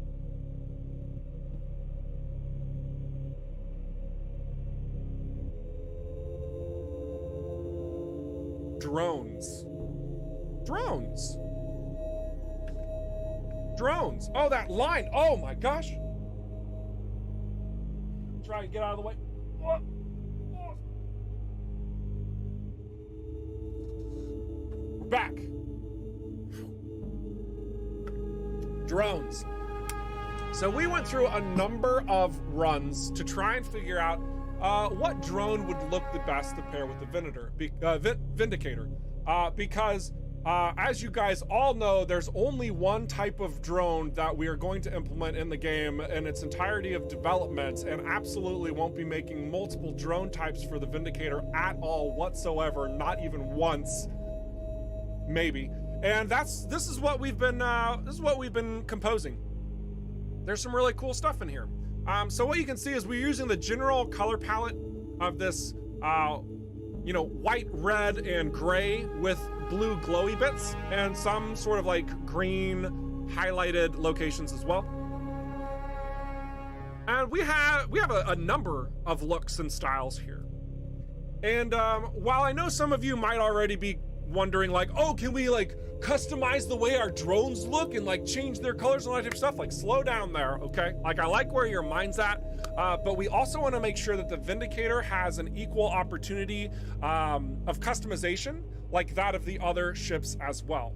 The Vindicator is not going to be inherently more complex than the other ships, because that's not really fair. That's not really fair at all. We want to have equal complexity of all the different types of ships, and we will be moving forward with that mindset.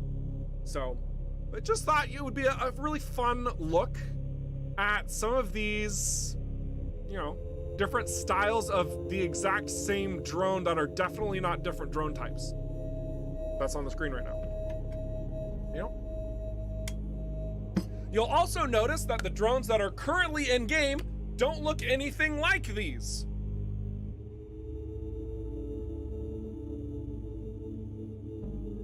Okay, very good. All right, back to the game.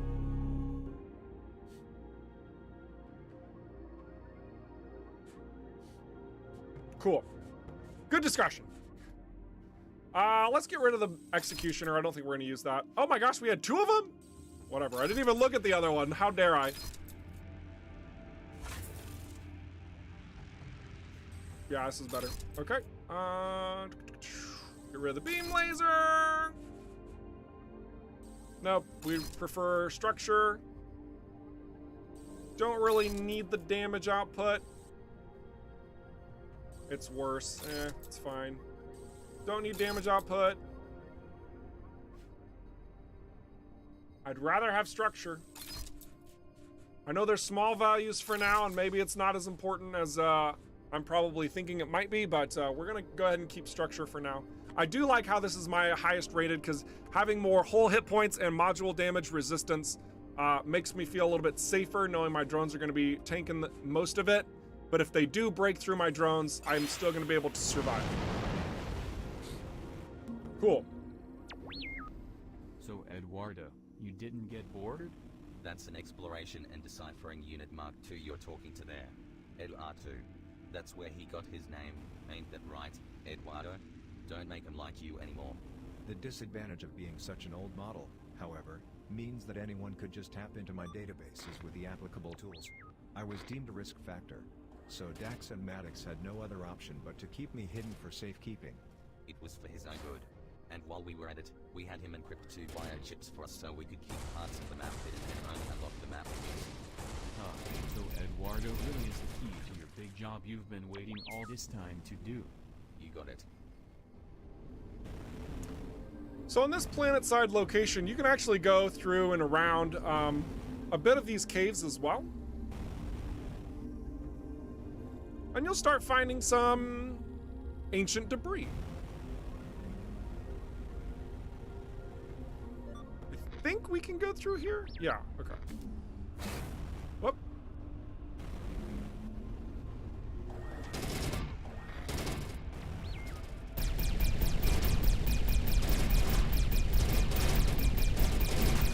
Let go of my drone, okay.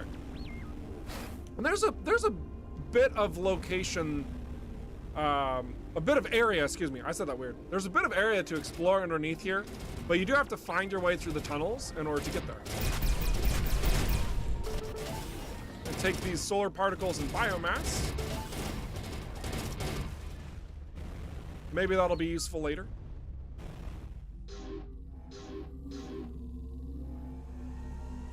So we're gonna go ahead and leave, and this is a cheeky little thing I discovered I can do. I don't know if this is intended for us or not, but I'm gonna do it anyway. You can actually hyperspace out through the vines even though you can't fly out of them. So we can go to our next location.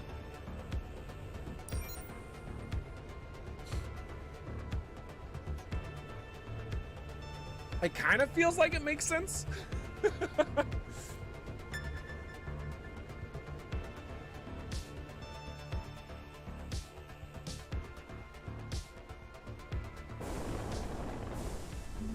Oh, hey, look at that. Craft. Is that your craft, Kala? It must have been enormous. You really need to tell us more about wherever you're from. My ship, make for battle. I mean, it's also beyond repair by the looks of it. Some components seem active, and there's a power core of some sort. We got company. I ran into some of these freaks when I entered the system, ranting at me about taking my clothes off or some damn nonsense. Yeah, Oh, they Maddox. call themselves the Redeemers. The heathens pollute our divine given skies with your unclean breath. Yeah, they can be nasty. Let's just take them out together. All right, let's drop these Redeemers. And then we'll answer a couple of questions that I saw floating over there on the stream. Stream chat, rather. We did use our ultimate to focus fire some of these guys because my aim is pretty crap, I guess. Here, let's stop them from moving around as effectively. Maybe that'll help us out. Yeah, much better. It's a lot easier to shoot an enemy that is disabled. EMP is a nice little combination to use against Redeemers because they can be some of the they can actually be incredibly mobile. The Disciples themselves, especially the elite versions, these guys have a really quick turn angle and can whip around on you. Be pretty mindful of that. Very nimble fighters. More like readings. Idiots. My ship, total destroyed. The others, all gone. I hate to say it, but I doubt we'll be able to salvage much, Kala. No, There are things, inside things, that are good things, useful, inside, not seen. I suspect Kala is trying to explain, in her limited capacity, that there are concealed items within the wreckage. May I be permitted to scan on varying frequencies? Knock yourself out, but be Excellent. quick about it.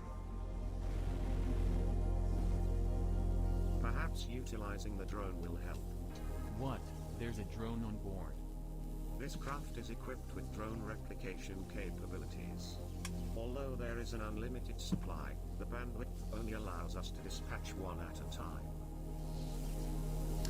Kazaa, you're referring to, I know which mission you're referring to. I don't believe it's possible there. I don't think the trajectory allows it to happen.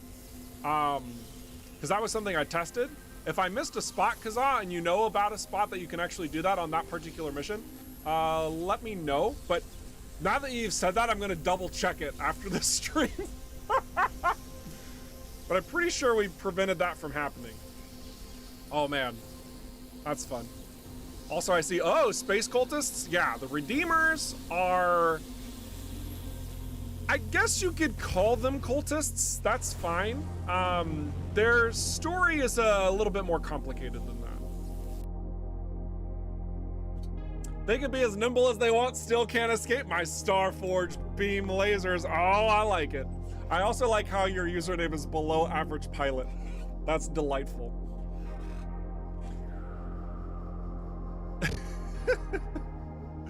Let's see, what else we got? I'm not sure if this question was asked before, but is there any ETA on when the Khaït Nebula story gets actual story narration? Actually, that is a good question. I don't know when our deadline is to have all of the exchanges complete internally. Maybe Michael would have more information on that if it's possible to discuss, but I'm honestly not sure if it is. I know that we've had to refine a lot of the story elements already in the Khaït Nebula, even from last week when I was showing stuff to this week. There's been little tweaks and modifications. We also had some concerns about some internal lore breaking stuff with the narrative. So we've been kind of ironing out and making sure that we're not messing up the story told thus far, for example. But in regards to when we'll actually deploy the fully voiced work, in general, like, know that we aren't hiring a team of voiceovers to come plug in their work every month, right? Like, that could get pretty costly, right? It's like, oh, come in, do like 150 lines, and then you can go, right? Well, there's kind of that upfront cost, and then the cost of how many lines are going, which every time you do that, it's going to get really crazy, especially when you have a game that has like over 10,000 voice lines in it. And through that process, we want to refer to our beautiful voice artists in an appropriate space and time to not only keep the game updated, but also where it's not foolishly spending the money that you guys invested in us, right?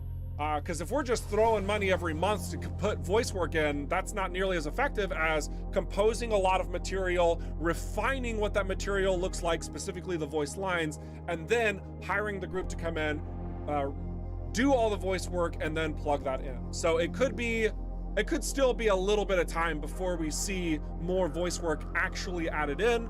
Text-to-speech is there just so that you don't have to read it while you're flying around, but of course you can disable that in the menus. It's just kind of a process of early access, but we are getting ever closer to what that text and what those exchanges do need to look like and what they are. And yeah, Michael, you did hear your name. The question basically was in regards to how soon we could see the actual voice work for the Khaït Nebula. And I was just explaining that there's a process there, you know. So, because honestly, I'm not sure. I don't know if I said, oh, a month is actually accurate. It could be 6 months. I honestly don't know. It could be a year. Well, it's probably not going to be a year, but you get the point. Ray Chase's voice is so good. I know, right? Oh, I love his voice. What a delight.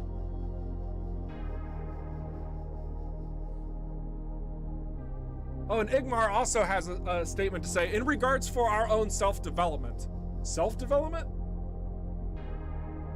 In regards to our own internal development, when we use the text-to-speech, it also helps us gauge the duration of conversations that are transpiring too. So we know, like, it helps us see, like, if a conversation's still going on when something's been completed. So it's like, oh, well, maybe we should tighten this up, or maybe we could let it go longer depending on what's going on. So it just helps us out. But Michael does say, just his words completely from his sharing over on Twitch, which thank you, Michael. He says, voice recording is quite costly. I think we have 40 plus talents from Europe and North America in the game. The last number I heard from Gero, I'm trying so hard to pronounce his name correctly, is that we are at 60,000 words. 60,000 words. That's a lot of words. And remember, we will have both English and German full voice at the 1.0 release. So still a bit more to do. Still a bit more coming up. So there you go, way too much information. You know, before we do this, I think what we're gonna do is we're just gonna save right here, stream save, boom. And this is where we're gonna pick up next time. This is where we're gonna pick up next time. So for now, we will just let's look into the void. Just have this like little background element here. Actually, what am I doing? We should jump over. Hang on a second. One second. Everyone chill. It's cool. We're just gonna go back over here and hang out, so you guys can look at that. We're just gonna answer a couple more questions before the live stream ends here in just a couple minutes. Michael has another follow-up statement as well, so I just wanna drop this down. He says, hiring voice talents for less than an hour per person is very inefficient. That's why we do voice recordings every other update to have enough voice lines to record and make sure we don't have to do too many retakes. Yeah, so there we go. Cool. Oh, I don't know if you could hear my neck crack, but it was delightful. All right. So, any more questions? Just making sure get answered here. Now is the time to drop them on me. And also, just quick reminder that if you do drop a question or you have already dropped a question and I missed it, it's not because I don't like you, probably. I'm pretty sure. It's mostly that sometimes I miss things whenever I'm kind of cruising through the game. So have no fear if you have a question that is burning inside of you and it must be answered. I encourage you to join our Discord or drop it in on the forums. Somebody somewhere will make sure that you get hooked up. I promise. Community is very receptive of questions and making sure that those get answered, and we will provide official responses, especially in the Discord Ask Dev questions. If you are curious, I'm in there all the time helping guide and direct. And if a community person, just somebody from the community answers it wrong, I'll call them out. So rest assured, your questions will get answered. We're very transparent. We've been very transparent through this development process, and we aim to continue to please in that regard. So, we got a quick question. Do you plan on releasing new languages eventually? Yes, absolutely. In fact, we went through that list already, but I will go through the list again, just so that you are all aware of what's being added. Oh shoot, it's not in that list. Here, hang on a second. I have to pull up some stuff on my computer in order to get where I need to look at that. So my apologies. Okay, so this is coming in the spring of next year. So right around the corner, okay? We will have UI and text language support. So not fully voiced for English and German, but we will have UI and text language support in German, French, Italian, Spanish, Brazilian Portuguese, Polish, Czech, Russian, simplified Chinese, Japanese, and Korean. So that's this spring. That's this spring. This spring. All right, cool. And then let's see, any more questions? Will there be more faction weapons like Redeemer?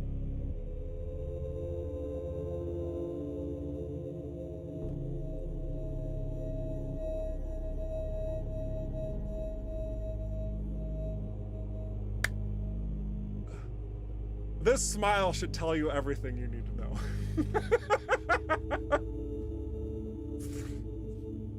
I'm not allowed to say anything in regards to your question.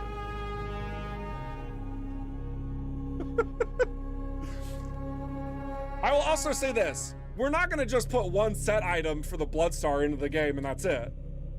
It's not like there's gonna be one set item in the whole game.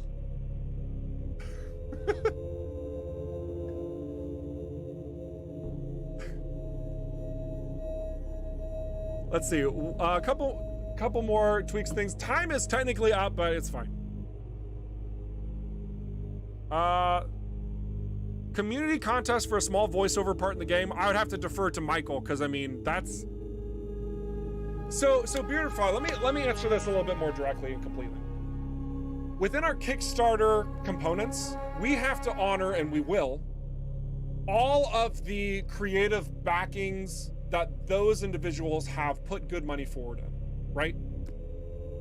If we open up a contest to do something the equivalent of that, that could undercut the amount of backing that they have supported us with. We would have to be very careful with going in the direction of some type of contest in that sense, to add in more creative content. Now, I'm not saying it's impossible. It maybe is something we could consider or do if we need like one offshoot character who has like 3 lines of text to read off. I don't know. There's something there maybe, but in general, there's not a strong likelihood of something like that happening. Okay, so I just want to make sure that our expectation is in check there. Because I love the idea, but we need to do our due diligence to respect and honor our backers and the creative positions that they have. He's fired if he speaks. Oh, I haven't said this once during the stream, but also note, Nightbot is dropping you guys links, at least on Twitter and on YouTube. Sorry, Steam, but Steam, you're right on the homepage, right? So you can actually just download the free demo there. Click on that link, takes you over to the Steam, free demo, completely for free. That means money, you don't have to spend it. That's what free means.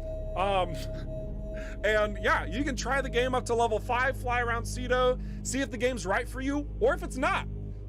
That's what the demo is for. So definitely jump on that. If you have even the slightest sense of trying this game out with. And I think that's gonna close things up here for now. Okay, so I see one more question and I will answer it. Downloadable soundtrack. In the future, yes, we will have the OST as an opportunity to purchase. The game is also discount right now, right? Is it? Is it 20% off? Is it? I should know this. I should really know this. I feel like it was. I feel like, so we had, okay, so for anybody who's wondering, like, how does he not know this? We had a little bit of a hiccup pertaining to the Halloween sale stuff going down. And yes, it is currently 20% off. Yes, it is in fact currently 20% off. Woo! But Steam had said that our game was on the Halloween sale. It wasn't. A little bit of a fiasco to you know, get all of that stuff taken care of out of the way. But rest assured, all is well. It's 20% off now. So if you would like to buy in, you can do that. Also note that there will very likely be a price hike when the full game is completed. So if you buy now, you're getting the game at a discount inherently, even without that additional percentage off. So the percentage off is on the lesser value before the price goes up when full release hits. Woo! Oh my gosh. So big savings there is basically what I'm trying to say. All right, and I really am over time here, but shoot, I like you guys. I'm gonna answer one more question. Would any Galaxy on Fire ships, characters, etc. return as a sort of Easter egg, or would it be copyright violation? Copyright violation. Copyright violation, even though you developed the game. Yep, nope, it doesn't matter if that's what we originally created or not. What it comes down to is who owns the rights to it, and we do not. So no, we cannot even reference. In fact, it was bad that I even said GOF during the course of the stream. How dare I? But rest assured, we still have a lot of fun and pull references anyway to certain things that we really enjoy and things that we've done in the past. So yeah. But no, we're not gonna like directly plug stuff in. That's impossible. We'll not do that. Okay, guys, that's all I've got for today. You guys have been awesome. I have been Eric Schrader, your community ambassador, your servant, your guide in all things Everspace 2, and frankly, Everspace 1 related as well. But mostly Everspace 2, because that's what we've been focusing on the, freaking last 2 years or whatever. Don't stop being awesome. And we'll catch you next week when we might have even more stuff to show. And it should be a lot of fun. All right. Toodles!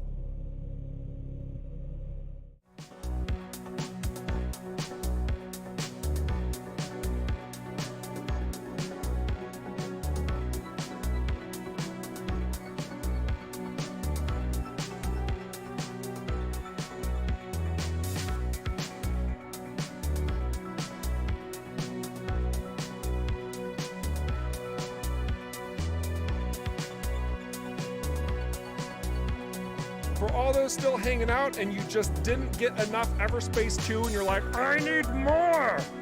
We are going to be transferring over to another very valued member of our community. We've worked with him, he's awesome. You've seen him at conventions even though they were like years ago, literally. We'll be transferring over to Corbin, and I highly encourage you guys to stick around. He's very well informed of the game space. He uses a device called the Move Master. Lots of fun. Go enjoy him. Don't stop being awesome, truly, and enjoy your weekend.